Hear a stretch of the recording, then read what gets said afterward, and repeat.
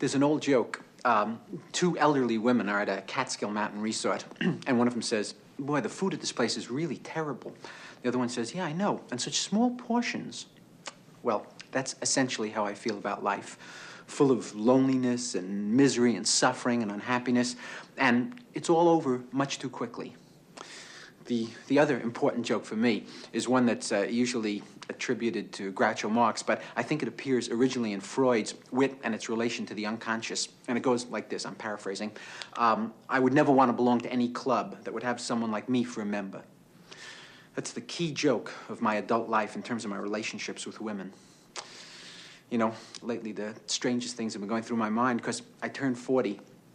And I guess I'm going through a life crisis or something. I don't know. And I'm not worried about aging. I'm not one of those characters, you know. Although I'm balding slightly on top. That's about the worst you can say about me.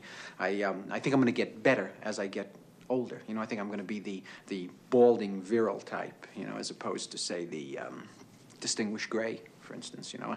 Unless I'm neither of those two. Unless I'm one of those guys with saliva dribbling out of his mouth who wanders into a cafeteria with a shopping bag screaming about socialism.